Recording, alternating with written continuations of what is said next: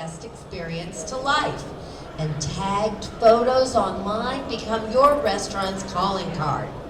Social media also allows users to preview your restaurant before they cross the threshold.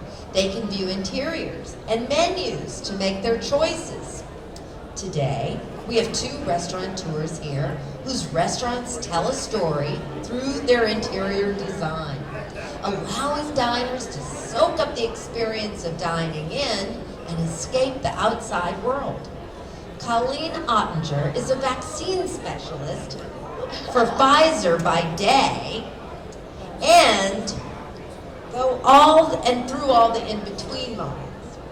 She works with her husband Stuart to run the Palmyr, Mercy Kitchen, and those 2 are in Lafayette, and another Broken Egg in Nashville.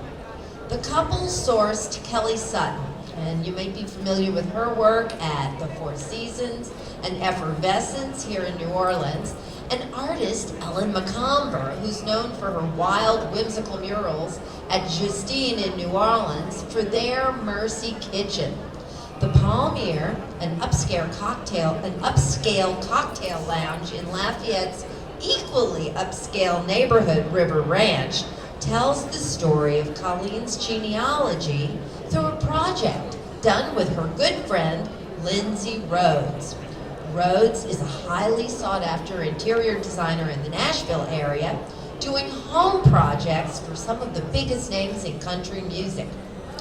One of Baton Rouge's best new restaurants is Solu.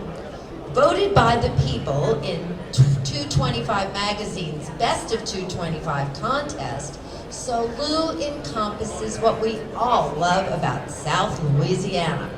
Chef Peter Sclafani is a 20-year former executive chef of Rufino's Restaurant and twice named Restaurateur of the Year by the LRA. The past LRA chair from 2020, Sclafani played a strong role in the development of the fine dining scene in Baton Rouge. Today, he's pivoted to operating partner, working with Making Ravings Fans Hospitality, which now owns and operates Jubans and Solu, among 4 other concepts Sclafani is part of.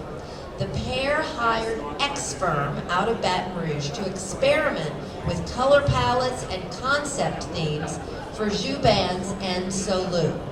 President and creative director Hunter Torito developed each concept with its own individual identity, knowing social media's influence over today's diner. So please help me welcome our panel. Thank you. Well, ladies and gentlemen, I have had some vicarious peeks at everything you all have been up to, and I'd like to start with you, Colleen. What was your biggest inspiration for the interiors of Palmyr? Well, that's easy. And the name Palmyr is an early 20th century socialite from Louisiana. She was actually my great-great-grandmother. She was loved by many. Her obituary states over 1,200 people attended her funeral, so obviously she was very well liked. She came from a prestigious family, but a family known that was very open to people. They were in the social scene, which I feel like Louisiana is so well known for. And so when my husband came to me about a space that was in River Ranch, which is in Lafayette, it's a high-end neighborhood, for a concept idea, I was like, I mean, it has to be Palmyr. So what Palmyr is, it's all about the way that we live in Louisiana, which is different from all over the world in the fact that we love to entertain. We like to be around people, but we're also very open, which in some high-end neighborhoods, a high-end concept could be perceived as stuffy or very exclusive, and I wanted Palmyr to be like our family and the history of Palmyr, as it's very fancy, but it's not fussy.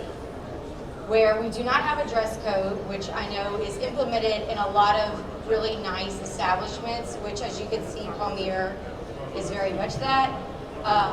We are open to anybody who rides a bike and wants to stop in and have a very well-made cocktail with fine garnishments from, we try to pull from local growers, incorporate Louisiana and local people as much as we can, just like the namesake Palmyr. So she brought the tremendous inspiration into a very original concept. Thanks, Colleen. And now for you, Mr. Sclafani. So Lou was named Best Restaurant in Baton Rouge by the influential 225 magazine. And the people voted and they loved Solu, but I suspect that you probably knew that already. What is the secret to your concept that has made people so wild about it? So Solu is a Louisiana-inspired comfort food with a twist concept. And the way Solu started, it was interesting because we're in the middle of COVID and, restaurants are, you're not sure if they're still going to be around. But the landlord approached me. He liked what I had done at some of the other concepts and said, I have this great location. You need to come take a look at it. So we took a look at it. It was the former Rum House on Perkins Road in Baton Rouge. And it had this amazing patio outside with large oak trees providing the shade. We're like, the restaurant has to be centered around the oak trees. And when we brought in some of the people who helped us with the branding and the design of it, we're like, this restaurant says South Louisiana. That's what it looks like. So hence the name Solu for South Louisiana. And then for the branding, we took this photo, which was of a blue heron sitting by a cypress tree on a lake. And that's really where the color palette was developed from, because we're like, this one picture says Louisiana, and we devised it like that. We wanted to bring the outside in to the restaurant. They had done a great job at the Rum House branding the building. So it was a old Caribbean style building. So we said, look, we have to scrub the Caribbean off of it, but we don't have a lot of money because we're in the middle of COVID. So we have to do something that's cost effective. And we were really able to do, I think, a nice job of bringing that outside in, focusing on the patio, focusing on the foods of South Louisiana. And another thing that was different for me is as we were sort of looking at the demographics of the area, we realized that our avatar, the person we were really marketing to, was going to be female and a little bit younger demographic than we were. And we had never really done a restaurant geared to females before. Mostly we were steakhouses and traditional Italian restaurants and things like that. So I wasn't even sure if that concept really was a proven model, but all the data told us this is what we had to do. So in developing the concept, we really took that into account in terms of design and menu as well. Well, obviously it worked because everybody loves it. And Colleen, I would love to know more about your on-the-ground working process with Nashville-based designer Lindsay Rhodes. So how did you all go about creating the amazing interiors of Palmyr? Well, Lindsay and I have been friends for over 12 years, and this is not something that she normally does. I know you mentioned she has some very famous celebrities, a lot that she can't even mention, but I'll say Taylor Swift asked her to decorate her house and she turned her down because she wanted a tree house in her living room and she wanted to paint her own kitchen tiles. So anyways, with all that to say, Lindsay is very particular on who she works with and her project. It's more important to her that she does a good job and she's represented well than the actual person or the money. So I came to her with an ask that she do me a favor, and she agreed, and I was elated that she would take on a commercial project. And Palmyr, whenever we would, she's in Nashville, so everything was done over the phone or like texting and email, but she knows what my likes are, and I could send her a picture of a woman, and I said, look, this is my inspiration. So I'd send her, like, I call Mercy Kitchen, if it was a person, she would be like Kristen Stewart, like a badass. It's a neighborhood, punk, cool vibe, the boom town, this is Mercy Kitchen, that's Kristen Stewart. And I pivoted and I said, Palmyr is what Lafayette needs. You know, the Cajuns, we like to have crawfish, we like to, you know, have fun at Mercy Kitchen, but sometimes we want to go and have a nice martini, like we would when we come to New Orleans or Baton Rouge and have the experience in a bigger city. I want Lauren Santo Domingo, the editor of Vogue, to be the vibe of Palmyr. But I said she needs a little bit of Joan Collins from the Dynasty soap opera. So it just, she gets, you know, where I'm going. I wasn't showing her pictures from other concepts because it wasn't about taking ideas from other people. It was truly birthing an original concept with a person that famous people, you know, hire to do their homes. It was just aligning of the stars with a best friend to create, in my experience, is like the most proud thing we've ever accomplished as a married couple. My husband Stuart, for him to actually agree with my ideas. He was the winner of the Franchisee Award last year. He's had opened over 50 concepts, and then he allowed me to bring in a vision and execute. And it was just a marriage of two different backgrounds come to life.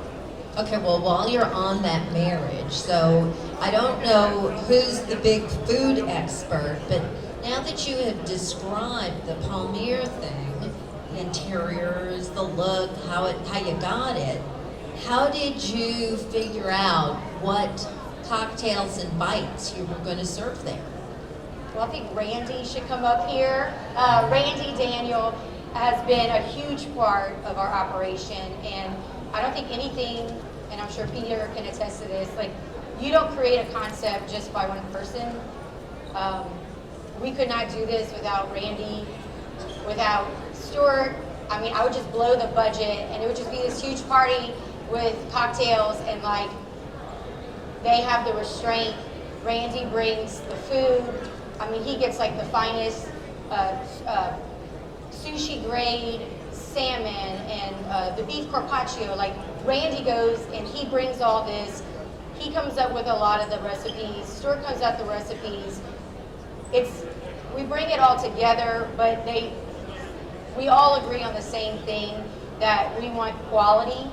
We want to bring in Louisiana people as much as we can.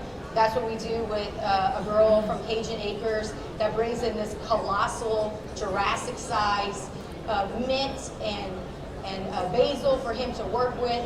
So it's really a collaborative effort, which I am not the cook, but we know who to call. And so that's how we get our fine ingredients, our menu, is through great people like Randy and Stuart. Thanks, Colleen. Okay, Peter, now I don't think there could be a soul in this whole convention center who wasn't familiar with Jubans. And so now, so you left Jubans and you thought you'd left that behind, and now you're right back in it again. Well, I've left Rufino's. Oh, gosh. Right, that's all right. Forgive me. Terrible mistake. Yeah. Okay. Yeah. Okay. So Jubans, but anyway, you just took Jubans through a big rebranding effort, and I would love to know how you approached a rebranding of something as established as any Louisiana restaurant, what role did that play and how did you do it? So we had to think about it. Jubin's was such an important institution. It was an iconic brand in Baton Rouge. And the Boudreaux family and the Jubin family, when we came together to do this project, they basically gave me free rein. Hey, change the name, change it. Like, we don't want to do that. We don't want to give up conquered ground. We want to maintain what Jubin's has always been, yet drive it into the future. So then we had to really, because I didn't work at Jubin's, so we had to have lots of meetings about what does Jubin's mean? What are the iconic dishes? So a lot of people know the Hallelujah Crab. So we wanted to make sure we kept the Hallelujah Crab and the Fish Adrian and the smoked duck and andouille gumbo. We wanted to keep those things, but then we needed to reimagine the restaurant going forward. So we took a lot of old menus, but not the recipes, just the names and the descriptions. And so we tried to take some of those items and then say, now how will we do it in a modern way? And we brought on a great chef, Chris Motto. He's been on Gordon Ramsay's show, and so he's very popular, got a big social media following. And we brought him in, the whole team collaborated on what the menu should be like. We have this process where we take big white sticky notes, 2x3 notes, and we put them all over the walls, and we start writing the ideas down on them, and then we start cooking and we start testing. And one day we did potato day, and we cooked potatoes 37 different ways. And then we all talked about what we liked and what we didn't like, and this is making it on the menu, and this doesn't fit right now. And we start to refine the menu as we go. And we talked about what does this place mean? It means celebration for people. People come here to celebrate really important things in their lives, and that's what we have to get across to the team too. I like to preach, it's not a transactional environment. It's not, oh, you give me $25 and I give you a chicken. That's not what our restaurants want to be about. It's that experience. And people are trusting us with some of their most important things, like their memories. So they're bringing people in, and we constantly tell those stories. And some of them are so heartfelt, and it's what really makes a difference and allows us to get the staff to buy into what we're doing. Like one of the main ones that really hits home is, sometimes we'll do a birthday for somebody, and they're thanking us at the end of the meal, and they're like, Mom was just diagnosed with cancer. It's probably the last birthday we're going to spend together. That's an important meal. We can't screw that up. There's no do-over for that. So we have to really impress upon the team that this is what we're doing in people's lives. And that's what Jubin's is about. It's about celebrating those important memories and those important occasions. And sometimes they're big, like birthdays and anniversaries, promotions, weddings, those kind of things. And sometimes it's just Tuesday night and the family's not been together, and now they're coming out to eat together one time. That's an important thing too, and we want to celebrate that as well. Now let's talk about that social media element. How did you then take this new Jubin's and parlay it into social media to reach maybe those younger diners who wouldn't have had those established Jubin memories?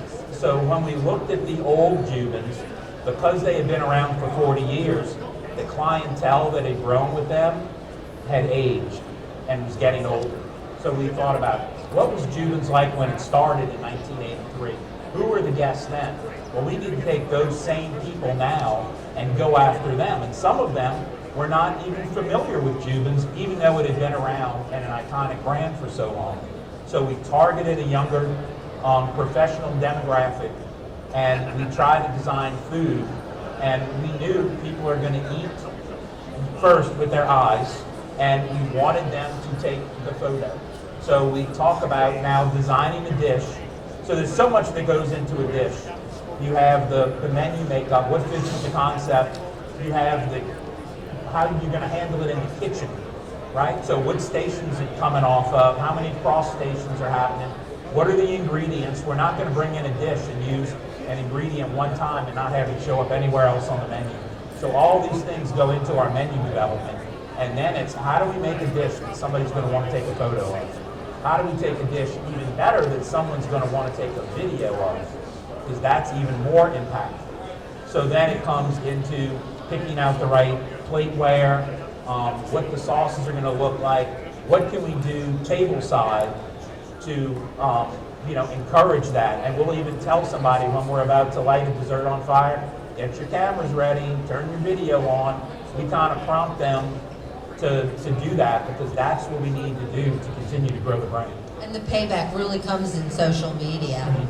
So, Colleen, we just heard about, we're going to light the dessert on fire. And at both Palmyr and at Mercy Kitchen, I know that you've seen to it, there's a lot of wow factor involved. Oh, yeah. So whether it's food or whether it's restaurant design, how have you achieved that wow factor?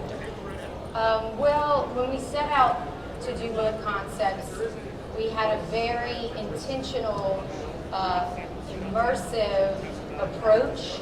I tell Stuart, like Walt Disney, how he has come about and had so many followers and popularity through the years. He has, as soon as you open the gates to a Disney, it starts the experience. And that is the same as when you come to Mercy Kitchen or Palmyr. As soon as you drive up, your experience starts then. When you open the doors, all the senses we've had thoughtful detail in all the senses. Like even what you smell, we have different scents burning, which I bring back to Walt Disney. He has these Disney Imagineers that have scents pumping up on Main Street, which this guy is... They do popcorn on Main Yes, Street. yes. So, and then even if you go on one of the rides, they have different scents to like go with the ambiance. So we have brought that into the restaurant industry, and we burn different scents at the different locations. So as soon as you walk in the door, that hits you. And so you're like, okay, this is cool. Like I don't normally have like this experience of this candle burning. And then you're seeing the visual, which goes along with the scent. And at Mercy, it's like the boom town, which Lafayette was an old, oil industry. So that goes with, Lafayette. Everybody wants to take a picture with a boomtown sign. Palmyr, it's a little bit more subtle because, like I said, the Lawrence Santo Domingo fixture of the lady is more elegant. So our wallpaper is custom from Europe. It's tissue paper thin. It's a blue and white, and if you take a picture in Palmyr and post it, you don't even have to say you're at Palmyr. Like you're at Palmyr because the blue and white, very subtle, very classy, like where you are. So we took attention to every single detail of the aesthetic. When you sit down, like the chairs, they're really nice. We invested in them, and they're not all commercial, which I think is also a good idea if you want to make your space like original. I mean, you could go to eBay. There's a lot of places in towns that have like flea markets to pick out some chairs to mix in with some of your commercials. Furniture to make it feel more lived in. At Mercy Kitchen we have the little Tic Tacs, like that you used to, get at the bank with like your mom. Like just like these different feelings. We're drawing onto all that. The plates have all been thought about. A lot of those are vintage. Like whenever you're drinking out of a glass at Palmyr, it's a vintage glass. It just tastes a little bit better when it's like a nicer glass. So just all these thoughtful different things. You talked about the tiles on the ceiling. The bathrooms are kind of like my thing. So if you go into one of our concepts, the bathroom is going to have, if it's at Mercy Kitchen, it's like dry shampoo, Tic Tacs, nail files, like all the things that you might need that if you came to my house, I would have something extra for you. If you're at Palmyr, the more subtle, elegant one, I refused to my husband, and I'm so glad that we're still married, thank you. But he wanted the partitions in Palmyr to be like the stainless ones that we have at other concepts. And I was like, hell no. I am not gonna go in the bathroom and somebody has on Ferragamo shoes and I'm seeing them. Like, that is not the concept of Palmyr.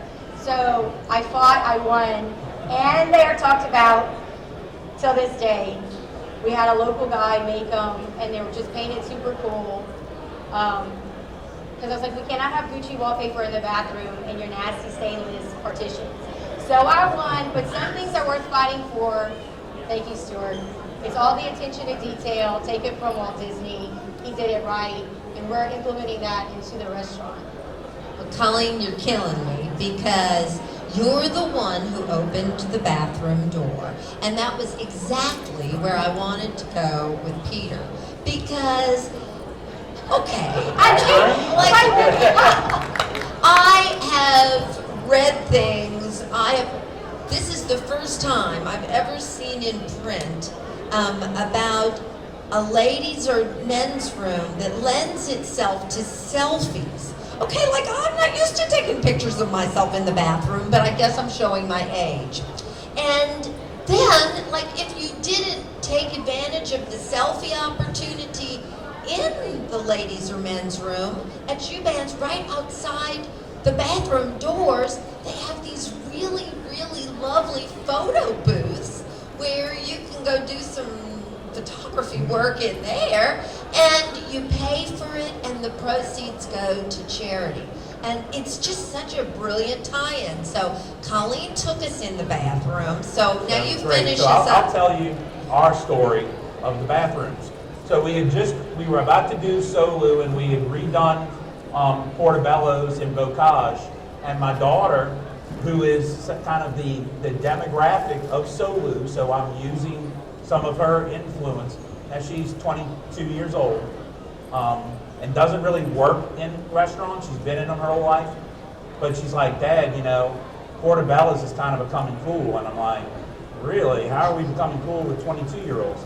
She's like, well, your friends, like my friends who go there, they'll tag themselves on social media in your restaurant. That's one way you know that you're cool. And I'm like, all right, well, who else does that? Like, who's better than us at that? And she picked another local restaurant who the owner I'm friends with, Soji. And she pulled up on her phone, and I'm like, I've been to Soji, I've never seen this. Where is this? And she's like, oh, it's in the ladies' room.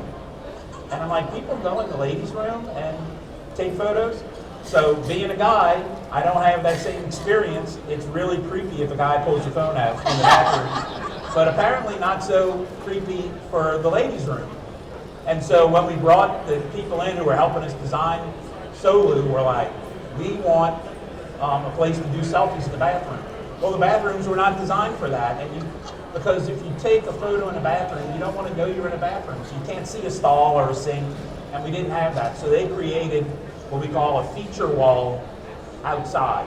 So it's the selfie area that everybody wants to know. And you see that photo and you know instantly that it's Solu. But we did take a lot of care in the bathrooms. We created custom wallpapers for the bathrooms. And then we go to Jubin's, again, a different clientele, different type of concept, but much bigger restrooms. So we do have spots for selfies in the ladies' room. And my daughter actually helped us design that. So we took an old classic painting and then painted over it a quote, and it says, "Mom, I am a rich man, share." And so I'm like, what the hell is that? But my daughter knew all about it. She's like, Cher's mom told her one day, Cher, you have to grow up and marry a rich man one day. And she's like, Mom, I am a rich man. So apparently for ladies, it's this very empowering statement, and everybody walks in the restroom and says, oh my God, I gotta go take a photo with the Cher quote. And then we did the photo booth outside. So we had this large area outside the restrooms, and I'm thinking, how are we going to generate any revenue here? We got so much square footage. And we were just saying, I know when I would come here, you'd go take a phone call there because it was an area that was quiet, you could get on the phone. I said, maybe we'll put some phone booths in and go kind of retro, and that developed into a photo booth. And so what we do is we partner with different charities, and it costs $3 to take photos. Now the beauty is, not only do you get the little strip of photos, but you can put your email address in, and we'll email you the photos that you can share on social media, with our, hashtag Jubins on it, and we capture your, your info so we can later market to you via email. That's just brilliant. Okay, now we are in that social media topic, and we've got a few minutes left, about 5 minutes left, so I would like you both to just give us the primer on your businesses and how you're handling the social media, what's important, why it's important, who's doing it.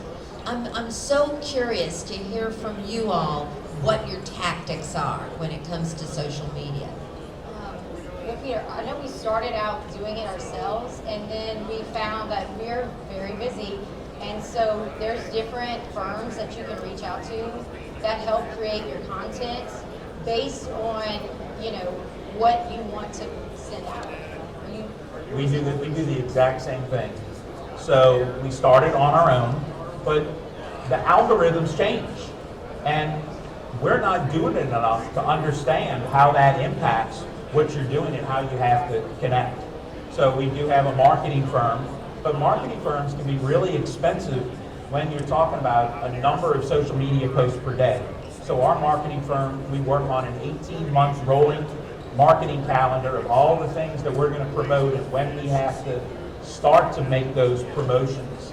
So they handle the big picture things. And then on our social media, all the things that look like they were done by a professional photographer that really match the brand, you can tell the company did that. Then we supplement on our own with authentic things. They're not supposed to look professional. They're supposed to look like somebody took the photo with their phone while they're sitting at a table. So we want to do that. We try to encourage people to post, and it's been very successful for us. That is so terrific. And I also wanted to ask y'all, we just had that little pandemic thing, and it changed so much in the restaurant business. I know there was, at one point, I didn't think we were going to ever get paper menus again. It was all that craziness. Is there any lasting effect from that you see in technological ways or other ways? What did you learn that you're taking with you now? Go for it. So a couple of things we learned from COVID. One, so people had the contactless menus, but the people I know didn't like them. So we went back to paper menus as soon as we could. We still have QR codes on our menus, so wine lists can be very expensive if you have a large wine list. So we have physical wine lists, plus we have a QR code on the menu, because generally you get one wine list per table, but other people want to see it. So now you can use the QR code, so we do that. The other thing is, to go, I think, is here to stay. So we really focus on how to make our food better for traveling, how to invest in more to-go products, how to make it easier for somebody to use to-go and to come pick it up instead of using necessarily a third party. We do use third parties, but everybody knows how expensive they can be. We want to try to encourage people to come in as much as possible. And then outdoor dining. So we saw it at Solu. Everybody wanted outdoors. I mean, we're in the middle of the summer and it's raining and people are still asking to sit outside. And I'm like, I don't get it, but that's what guests want. We're going to give it to them as much as we can. So even in Jubins, when we redid that, we gave up 3 parking spots out front and we were able to extend the patio. So now we can seat 50 out there. So it just gives people all those options. You can come in on the inside or you can eat outdoors as well. And if I could mention one other thing about the design of Jubins that we get lots of comments on, we intentionally came in and tried to give each room a different vibe. So Jubins is a massive restaurant. So we wanted to give each room a different vibe, each room a different feel. Half of the restaurant is themed around music. So in one of our dining rooms, we have these custom chandeliers made with like 20 trumpets each on them. And so people come in, we named rooms after, Fats Domino and Louis Armstrong. We took some sheet music that's actually their music and overlaid it on the walls.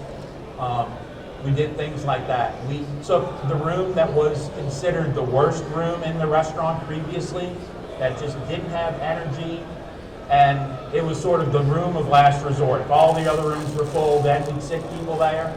So we're like, how can we make this the best? And Which we room turned was it- that? I need to know where. Yeah, well, we call it the tea, that's that room. We turned it into the, we call it the Tea Gray Lounge, but all the guests call it the library, so the new name now is the library. But really, it didn't take a lot. We did dark wood shelves. We went out into thrift stores and found books. LSU gave us a ton of gumbos. Now, gumbo is like the yearbook for LSU. Now people are, when they're sitting at the table, they're finding their year, pulling the book out, and writing on their picture. And then, this was not my idea, but I absolutely am going to own it. LSU is, Baton Rouge is known for LSU and LSU football. Well, we took famous sports people from LSU and we kind of superimposed their photo over these sort of old English things that you might see in an English manor or a pub. And so we put that in there and people go crazy and they take photos with those, and that's kind of become our signature thing. Do you have anything you want to add to that, Colleen? I love all these ideas. I have questions for you for after. Nicole, we're not taking any questions, right? Okay, well then, I think we have just about run out of time. So if you have some questions for my panelists, they'll be here when we get right off the stage. So thanks to the Louisiana Restaurant Association for putting us all together today, and especially Nicole, who made all this possible for me. So thank you all, and thanks